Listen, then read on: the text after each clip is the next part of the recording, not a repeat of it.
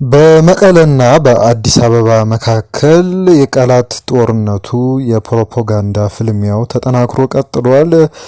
በዚህ መካከል ምንድነው እየተፈጠረ ያለው ነገር የሚለውን አብረን የምናየው ይሆናል።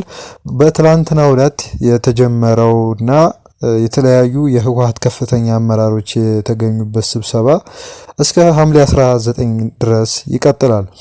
እናም በዚህ ስብሰባዎች ላይ ምን አይነት ሐሳቦች እየተነሱ ነው ትላንትና ዘገባ ሽፋን ካልሰጠናቸው ውጪ የሚለውን አብረን የምናየው ይሆናል። ሰብስክራይብ አድርጉን፣ አብራችሁ ስላላችሁ እናመሰግናለን።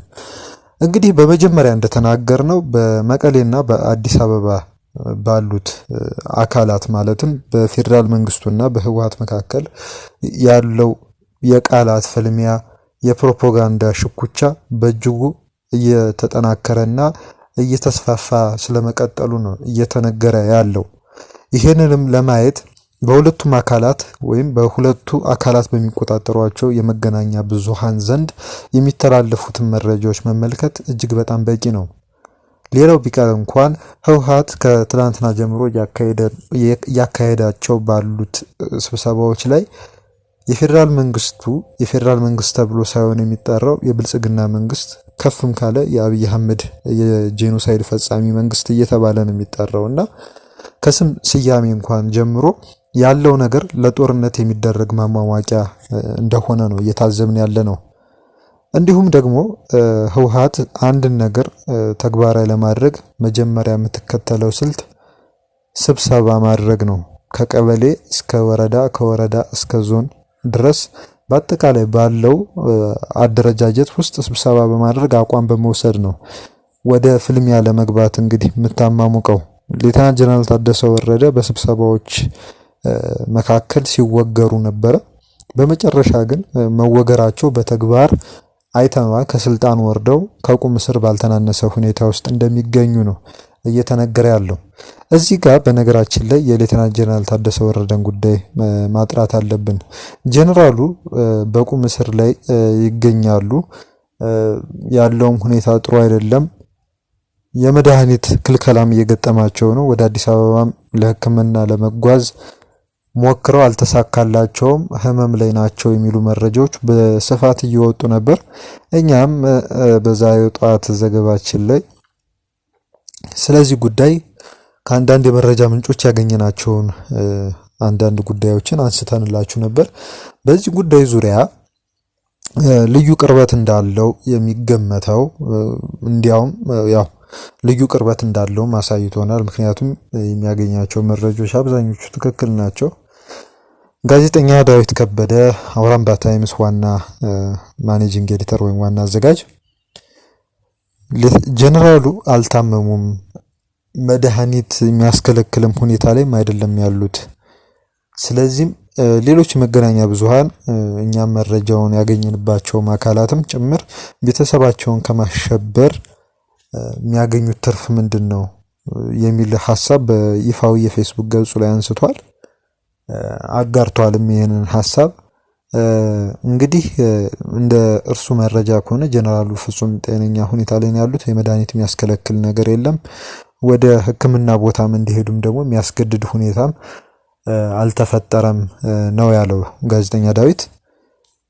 እንግዲህ እኛም በእኛ በኩል የሰራነውን ዘገባ በተመለከተ ከወዲሁ ይቅርታ እንጠይቃለን።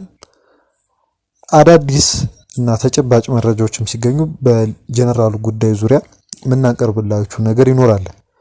ወደ አቆምነው ነጥብ እንመለስ። አሁንም ተካሯል። ሁኔታዎች እንደተካረሩ ነው የሚታዩት። በቃላት የሚደረገው ፍልሚያ በወታደራዊ ከሚደረገው ትከሻ መለካካት በላይ የበለጠ መጥቷል። ይህን በምሳሌ ለማስረዳት ባለፉት 24 ሰዓታት የኢትዮጵያ መንግስት የሚዘወራቸው መገናኛ ብዙሃን እንደ ኢትዮጵያ ብሮድካስቲንግ ኮርፖሬሽን፣ እንደ ፋና ሚዲያ ኮርፖሬሽን የመሳሰሉ ተቋማት ትግራይና ከትግራይ ጋር ግንኙነት ባላቸው ጉዳዮች ዙሪያ የሚያወጧቸው ዜናዎች በእጅጉ የበዙ ሆነዋል። ከመደበኛው በእጅጉ የበዙ ሆነዋል። ላብነት ያክል የኢትዮጵያ ብሮድካስቲንግ ኮርፖሬሽንን ስንመለከት ኢቢሲ ትግራይ ላይ ያተኮሩ በ24 ሰዓት ውስጥ ወደ 8 ያክል ዜናዎችን የፌስቡክ ገጹ ላይ ለጥፏል። በዚህም ውስጥም ኢትዮጵያ የቀይ ባህር መውጫ ወይም አውትሌት ለማግኘት ስለምታደርገው ጥረትና ህወሓትና ሌሎች እንደ ግብጽና እንደ ሱዳን ያሉ እንደ ኤርትራ ያሉ ሀገራት ደግሞ እየፈጠሩ ስላሉ ትክክል ተደጋጋሚ የሆነ አንዳንድ ምስሎችም እንደዚሁ በኤአይ የተቀናበሩ በእጅጉ ሃርሽ የሆኑ ምስሎች ሲሰራጩ ነበረ። እንግዲህ ይሄ የሚያሳየው መጀመሪያ ጦርነቱ ከመጀመሩ በፊት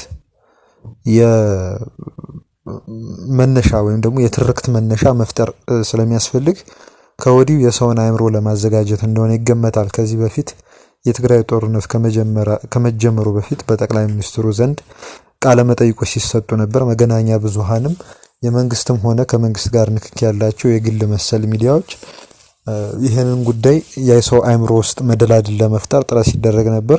ጦርነቱ ሲፈነዳ ያን ያክል የሚያስደነግጥ ነገር አልሆነ ያለው በህዝቡ ዘንድ ለዚህ ነው፣ መሀል ሀገር ባለው ዘንድ ማለት ነው።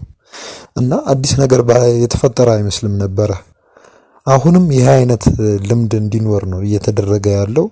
እናም የዓለም ማህበረሰብ የፕሪቶሪያውን ስምምነት ያፈራረሙትም የአፍሪካ ልሂቃንም ይህን ጉዳይ በአጽንኦት እንዲከታተሉት በተለያዩ የማህበራዊ ሚዲያ ተጠቃሚዎች ዘንድ ጥሪ እየቀረበ ነው የሚገኘው።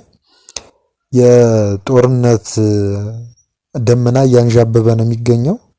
ስለሆነም ይህን ደመና በማስወገድ ረገድ የራሳችሁን ጉልህ ሚና መጫወት አለባችሁ በማለት ለአፍሪካ ህብረት፣ ለአውሮፓ ህብረትና ለተለያዩ ዓለም አቀፍ እና ቀጠናዊ ትስስር ላይ ላተኮሩ ተቋማት ጥሪ እየቀረበ ነው። እንግዲህ ለጥሪው ምን አይነት ምላሽ እንደሚሰጥ አብረን የምናየው ይሆናል።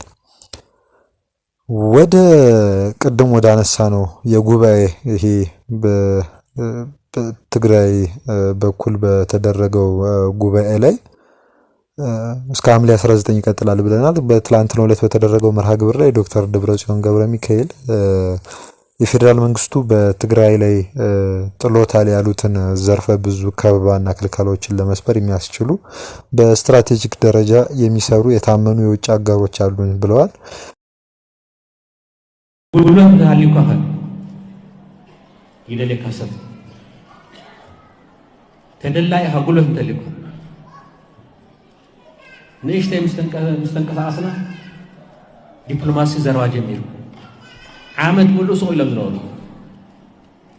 ዲፕሎማሲ ዘርባ ጀሚሩ ወአንተ ዳሁንኩም ናብታአት ዘለኹም ሰላም ዘይትገብሩ ሰላም ዝካባ ኮነና ኮንደሊና መንዑ ዘራና ዘን ለማዕነስ ተገብራ ፍላይ ህዝባዊ መንግስትና መስመለስና حدش ምንቅሳስ ይዘለኹም ፈልጦ ማለት بقلت أنا مزرعة هنا يسوي عناية نمسككم لنا يعني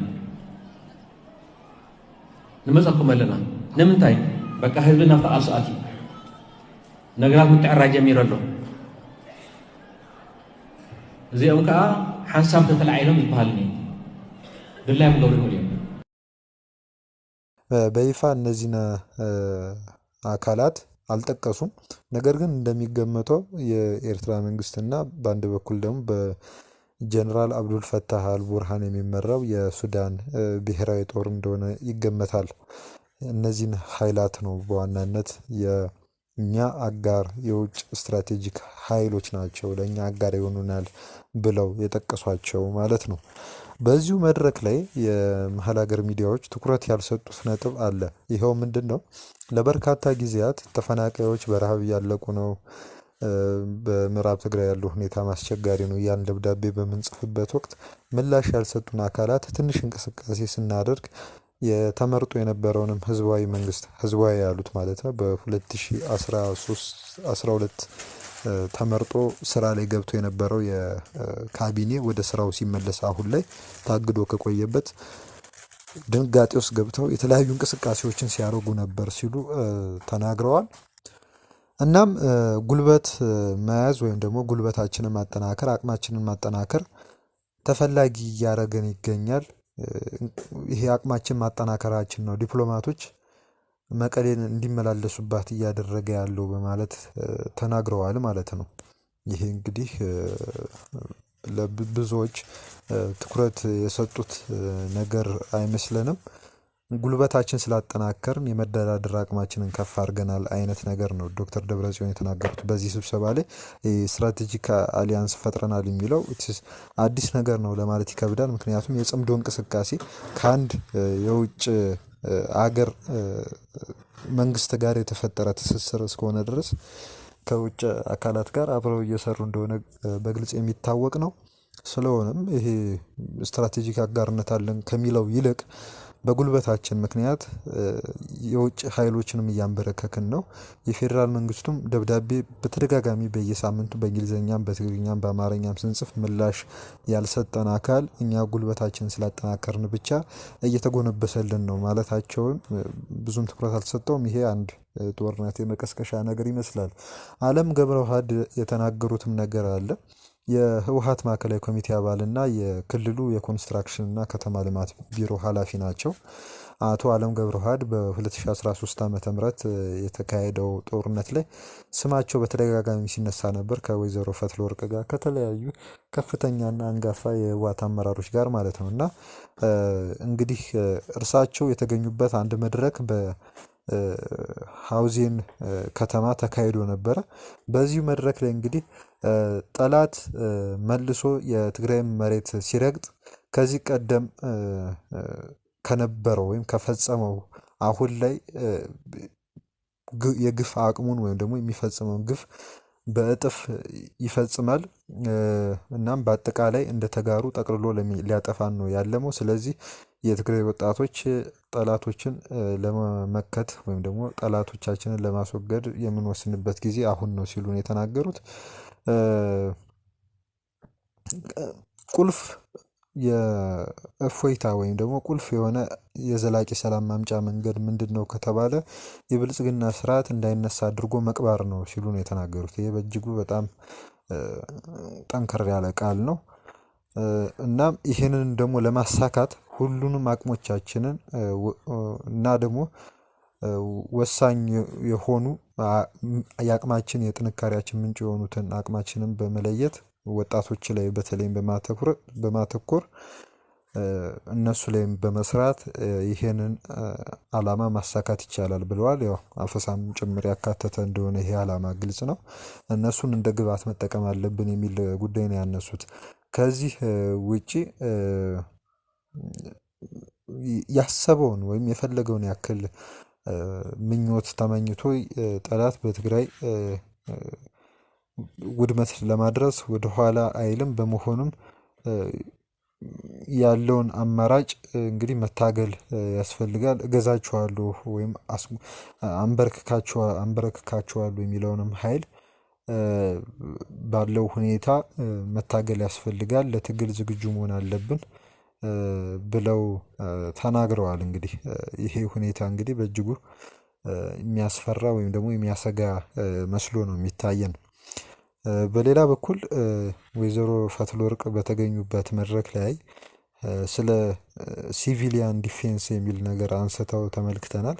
ይሄም ሲቪሊያን ዲፌንስ ማለት ያው ከተዋጊው ውጭ ያለው ሰላማዊ ዜጋ እንዴት ራሱን መከላከል አለበት የሚለውን ነገር ነው ራሳቸው ያነሱት።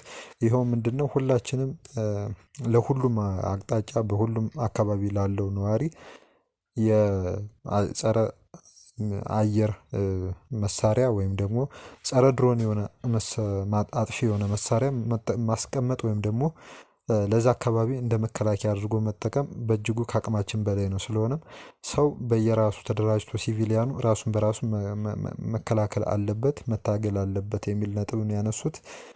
እዚህ ጋር ቪዲዮውን ሰምተን ተመልሰን እንመጣለን። ለለና ነገር ዝናይ ሲቪል ምክልኻል ዝበሃል ሲቪል ዲፌንስ ባዕሉት ህዝብና ንባዕሉ ከመይ ገይሩ ክከላኸል ኣለዎ ማለት እዩ። ከምቲ ዝገለጽክዎ ተሃንዲዱ እዩ ዘሎ ጸላኢ ኣብ ልዕልና ኩሎም ዓይነት ግፍዕታት ንኽፍጽም ባዕልና ንባዕልና ኢና ክንከላኸል ዘለና። እዚ ኣብዚ ምድንጋር ክፍጠር ዘይብሉ ነገር እንታይ እዩ? በቃ ድሮን እንተልያስ ንምንታይ ጸረ ድሮን ዘይተምፁ ንምንታይ ብጸረ ድሮን ዘይተከላኸሉልና ነፈርት እንተልዩ ንምንታይ ፀረ ነፈርቲ ዘይተዓጥቁ ከምኡ ዘሎ ነገር ይመጽእ መቸም በዛዓመኻ ይግበር እዩ ንድሮን ብፀረ ድሮን ንነፈርቲ ብፀረ ነፈርቲ ብዛዕቅምና ምግጣምና ይቀርብ ግን ንኹሉ ደክንሽፍኖ ንኽእል ተይልና ኮይና ግን ኣይሽፈንን እንኳን ብናትና ዓቅሚ ተንዕርየን ዝማዕበላ ዓድታት እኳ ተወሲድና ኮይና ተኸላኺለን ክከላኸሉ ይከኣል። እንግዲህ እንደተመለከታችሁት ነው በሲቪሊያን የሆነ ዲፌንስ ፎርስ አቋቁመን መንቀሳቀስ አለብን። ምንም አይነት ሁሉንም ለማዳረስ የሚያስችል አቅም ስለሌለን ይሄን ጉዳይ መተግበር አለብን። ወጣቱም በዚህም ዙሪያ መስራት አለበት ሲሉ ነው እንግዲህ የጠቀሱት። በመጨረሻ እንግዲህ ነገ ጠዋት በመቀሌ ከተማ ይሄው ቅድም የጠቀስነው የውይይት መድረክ እንደሚካሄድ ተነግሯል። ይሄን የውይይት መድረክ ትኩረት ያደረገው በዋናነት ወጣቶችን ነው ተብሏል። ወጣቶችን በዚህ መድረክ ላይ የተሳተፉትን በማፈስ ወደ ወታደራዊ ማሰልጠኛ ለመላክ እቅድ እንዳለ ተነግሯል። 2500 የሚሆኑ ወጣቶች በዚህ በሐውልቲ አዳራሽ በሚደረገው ውይይት ይገኛሉ ተብሎ ተገምቷል። ስለሆነም የተገኙትን ወጣቶች ሙሉ በሙሉ ወደ ስልጠና ማዕከል ለመውሰድ እቅዶች እንዳሉ ነው እየተነገረ ያለው። ይሄ ጉባኤ እንግዲህ መካሄዱን ይቀጥላል ተብሏል እስከ ሐምሌ 19 ድረስ። መጨረሻ ላይ ምን ሊፈጠር ይችላል የሚለውን እንግዲህ አብረን የምናየው ይሆናል። ያሉት ሁኔታዎች በእጅጉ ተለዋዋጭ ናቸውና አዳዲስ መረጃዎች ሲኖሩ ይዘን የምናቀርብላችሁ ይሆናል። ለአሁኑ ግን እነዚህ መረጃዎች ናቸው ያሉ። ሰብስክራይብ አድርጉን። አብራችሁን ስላላችሁ በአክብሮት እናመሰግናለን። መልካም ጊዜ ይሁንላችሁ።